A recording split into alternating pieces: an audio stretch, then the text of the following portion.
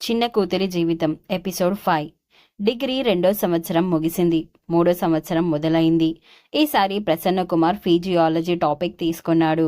Botany సబ్జెక్టులో అన్ని విభాగాలను చక్కగా బోధించే ఘటికుడు ప్రసన్న కుమార్. శశి ప్రసన్న కుమార్ అంటే బాగా ఇష్టపడింది. ఈ 3 ఏళ్లలో ఎన్నో సందర్భాల్లో సన్నిహితంగా మాట్లాడాలనుకుంది. కానీ ఏదో అనిర్వచనీయమైన భయం ఆమెను ఆవరించేది. తన మనసును నేరుగా అతనికి చెప్పాలనుకున్న ఆ భయమే ఆమెను వెనుకడుగు వేయించేది. ఒకవేళ చొరవ తీసుకుంటే సార్ తన గురించి ఏమనుకుంటాడో ఏమో, ఒకవేళ గట్టిగా మందలిస్తే తన గతేమిటి, ఒక రకంగా చులకన అవుతానేమో అని తన ఊహా ప్రపంచం ఒక్కసారిగా బద్దలవుతుంది కదా. మనసు విరిగేదానికన్నా మధుర స్మృతులతో గడపడమే మేలనుకుంది. తనది పిరికి ప్రేమ, వన్ సైడ్ లవ్, మూగ ప్రేమ. తన స్నేహితురాళ్లకు కూడా తన మనసులోని మాటను చెప్పలేని పిరికితనం. ఎంత స్నేహితులైనా ఒకవేళ తన మనసులోని మాట వెలికి జారి ఆ నోట ఈ నోట పడితే తన గతేమిటి? కుటుంబ పరువు ప్రతిష్టలు తన వల్ల భ్రష్టు పట్టే పరిస్థితి వస్తుందేమో. నాన్న పరువు ప్రతిష్టలకు పాకులాడే మనిషి. తన వల్ల ఏ ఒక్క పొరపాటు జరిగినా తట్టుకోలేని మనిషి. కానీ తన మనసు మాత్రం అసంతృప్తిగానే ఉంది, అసహనంగానే ఉంది. సమాజ కట్టుబాట్ల చట్రంలో తన మనసును అదుపులో ఉంచుకోవాలి. తనకు ధైర్యం లేదు. పిరికి వారికి ప్రేమించే అర్హత ఉండదు. తన చేతకానితనానికి తనను తానే తిట్టుకుంది శశి. కాలేజీ నుండి ఇంటికెళ్తే అసహనంగా ఉంటుంది. ఎప్పుడెప్పుడు మళ్ళీ కాలేజ్ మొదలవుతుందా అని ఆరాటపడుతూ ఉంటుంది. ఎందుకంటే కాలేజ్లో ప్రసన్న కుమార్ను చూసుకుంటూ ఉండవచ్చు. అదొక అనిర్వచనీయమైన ఆనందం. ఇతర క్లాస్మేట్స్తో సరదాగా ఉండవచ్చు. చంద్రిక, విజయ, వైదేహీలు తనను ఆట పండించినా తనకు కావాల్సింది అదే. ఇంటికన్నా గుడి పదిలం అన్నట్టుంది తన వ్యవహారం. ఈ మధ్యకాలంలో అంటే 2 నెలలుగా క్లాస్లో మహేశ్వరి చాలా ఆనందంగా, సరదాగా, ఉల్లాసంగా ఉన్నట్లు కనబడుతుంది. ఏమిటి కారణం అని కుతూహలంగా అడిగింది శశి. అవునే, దానికి పెళ్లి కుదిరిందట. మన కాలేజీలోని ఒక లెక్చరర్తో త్వరలోనే దాని పెళ్లి అని అంది చంద్రిక. లవ్ మ్యారేజా అని మళ్ళీ అడిగింది. కాదు, అరేంజ్డ్. మహేశ్వరి వాళ్ళ పెద్దవాళ్ళు, ఆ లెక్చరర్ వాళ్ళ పెద్దవాళ్ళు సంప్రదింపులు చేసుకున్న తర్వాతనే నిశ్చయమైందట. వాళ్ళు వీళ్ళు ఒకే కులం. ఈ సంప్రదింపులు దాదాపు 4-5 నెలలుగా జరుగుతూనే ఉన్నాయట అని తనకు తెలిసిన వివరాలు చెప్పింది చంద్రిక. మరి ఆ లెక్చరర్ ఎవరు? ప్రసన్న కుమార్ కాదు కదా అని మనసులోనే అనుకుంటూ, ఈ వివరాలని నీకెవరు చెప్పారు అని మళ్ళీ ఆతృతగా అడిగింది శశి. దాన్ని క్లోజ్ ఫ్రెండ్ హిమబిందు చెప్పిందిలే. ఆ లెక్చరర్ పేరు మాత్రం ఎవరికి చెప్పవద్దని ఒట్టేయించుకుందట మహేశ్వరి అని అంది చంద్రిక. శశి మనసులో గుబులు పుట్టుకుంది. ఎన్ని రోజులు కాలేజీకి వచ్చినా సంతోషంగానే ఉంది. ఇప్పుడు ఒక రకమైన అనుమానం.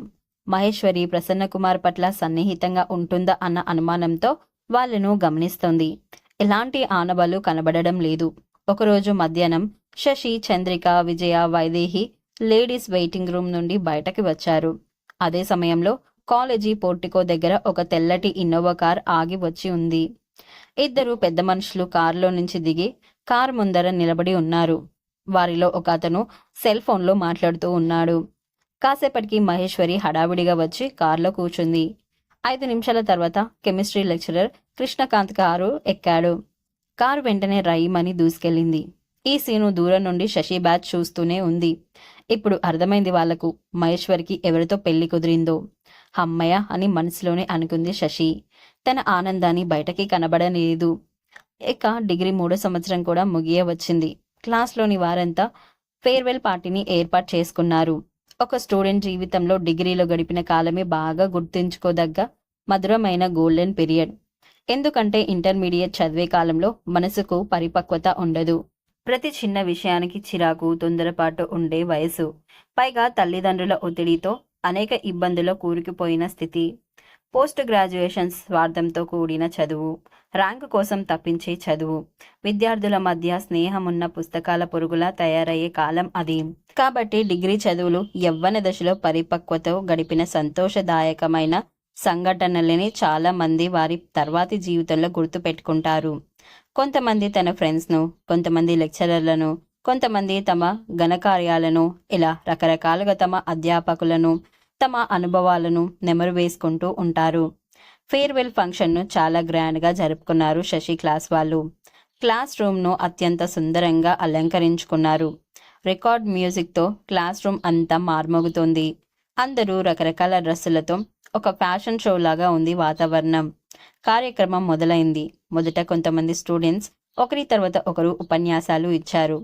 తర్వాత లెక్చరర్లు అందరూ ఉపన్యాసాలు ఇచ్చారు. చివరన ప్రిన్సిపాల్ ఉపన్యాసం ఇచ్చాడు. క్లాస్లోని స్టూడెంట్స్ అంతా లెక్చరర్ల దగ్గర, స్నేహితుల దగ్గర ఆటోగ్రాఫ్లు తీసుకున్నారు.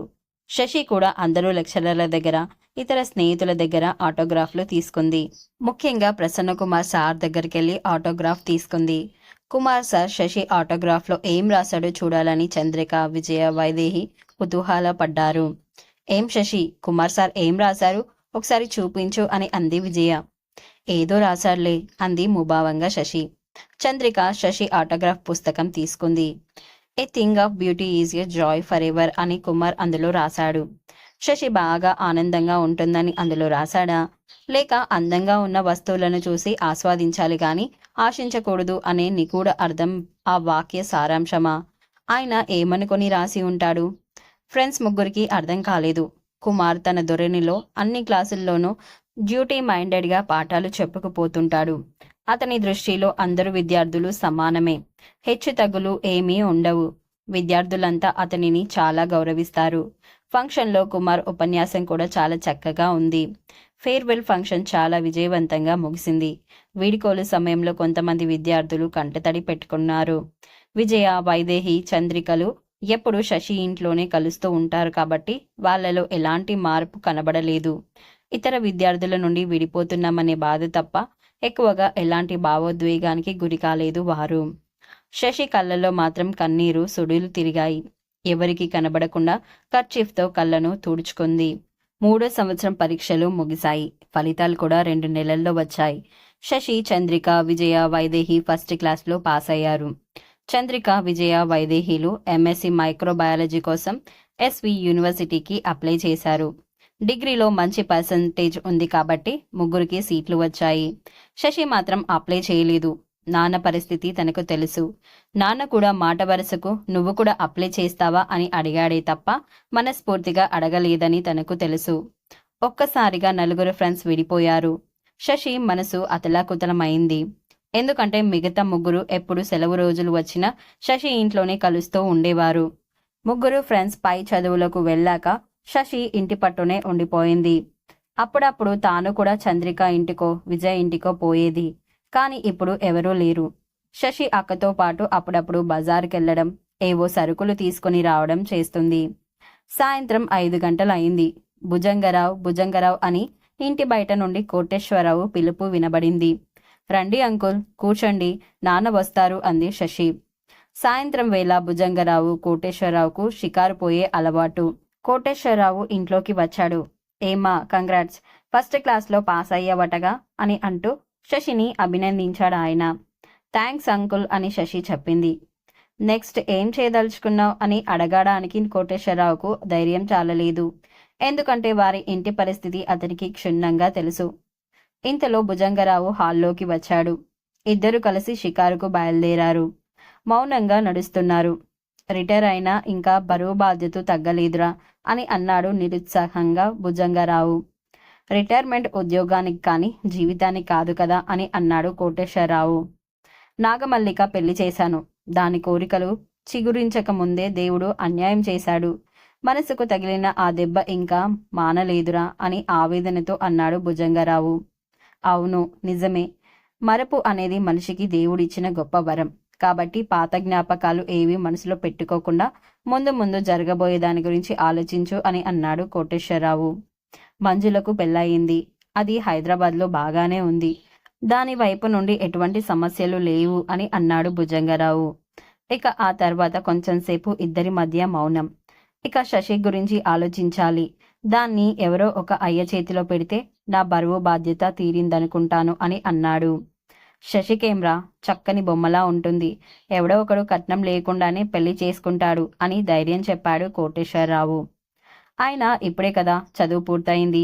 పెళ్లి విషయంలో కొంచెం సమయం తీసుకున్నా పర్వాలేదులే అని అన్నాడు మళ్ళీ అతని.